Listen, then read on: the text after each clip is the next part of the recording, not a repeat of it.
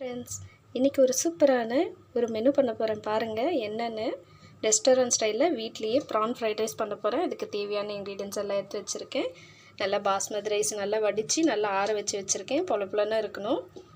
3 egg வந்து வெறும் மஞ்சத்தூள் உப்பு போட்டு தனியாக ஃப்ரை பண்ணி வச்சுருக்கேன். இது ப்ரான்ஸ் வந்து மிளகாத்தூள் உப்பு மஞ்சத்தூள் போட்டு ஃப்ரை பண்ணி வச்சுருக்கேன். டொமேட்டோ கெச்சப், ஆயில், வெஜிடபிள்ஸ் பாருங்கள். வெஜிடபிள்ஸ் நமக்கு என்னென்ன வெஜிடபிள்ஸ் தேவையோ அதுக்கு ஏற்ற மாதிரி போட்டுக்கலாம். எங்கள் வீட்டில் பெருசாக வெஜிடபிள்ஸ் இருந்ததுன்னா பசங்க அப்படியே ஸ்கிப் பண்ணுறாங்க, அப்படியே ஒதுக்கிடுவாங்க. அதனால் நான் பொடிசாக சாப் பண்ணி வச்சுருக்கேன். பாருங்கள், கோஸு, கேப்சிகம், கொடமிளகா, பீன்ஸுங்க, கேரட், இது ஆனியனுங்க. ஆனியனும் பொடிசாக தான் போட்டிருக்கேன். ரெஸ்டாரண்ட்டில் நல்லா பெருசாக போடுவாங்க. நான் எல்லாமே பொடிசாக சாப் பண்ணியிருக்கேன்.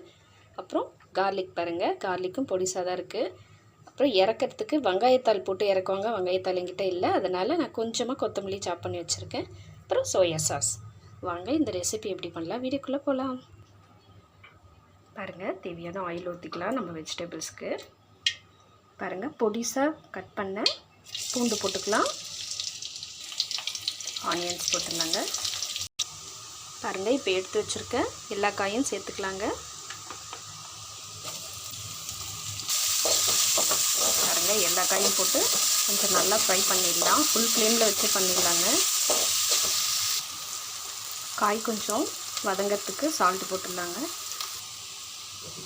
பாருங்கள், காயெல்லாம் நல்லா ஓரளவுக்கு குக் ஆகிடுச்சு. இப்போ டொமேட்டோ கெச்சப் சேர்த்துக்கலாம். பாருங்கள், சோயா சாஸ் ஒரு மூடி சேர்க்குறேன். ரொம்ப சேர்க்க வேண்டாம், கலர் ஓவராகிடும். பாருங்கள், டொமேட்டோ கெச்சப்பும் சாஸும் சேர்த்து நல்லா அந்த கொஞ்சம் பச்சை வாடை போகிற அளவுக்கு கொஞ்சம் மிக்ஸ் பண்ணி விட்டுட்டேன் வெஜிடபிள்ஸோடு. இப்போ நம்ம பொலன்னு வடித்து வச்சுருக்க பாஸ்மதி ரைஸை சேர்த்துக்கலாங்க. பாருங்கள், ரைஸ் போட்டு கலரி விட்ருக்கேன். ஏற்கனவே காய்க்கு உப்பு போட்டிருக்கேன். இப்போ தேவையான கொஞ்சம் உப்பு போட்டுடலாம். இப்போ நம்ம எடுத்து வச்சுருக்கிற ஃப்ரை பண்ணி வச்சுருக்க ப்ரான்ஸ் போட்டுடலாங்க.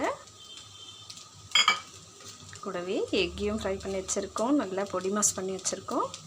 எக்கையும் போட்டு நல்லா டாஸ் பண்ணி விட்டுடலாம். தேவையான பெப்பர் பவுடர் போட்டுக்கலாங்க.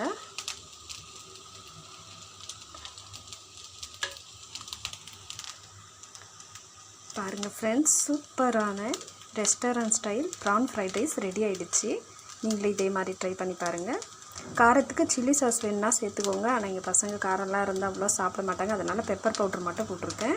அப்புறம் நம்ம இறக்கும்போது கார்னிஷிங்க்கு வெங்காயத்தாள் கிடச்சா நீங்களும் ஃபைனலாக வந்து இந்த மாதிரி கார்னிஷ் பண்ணுங்கள். என்கிட்ட இல்லை, அதனால் கொத்தமல்லி போடுறேங்க.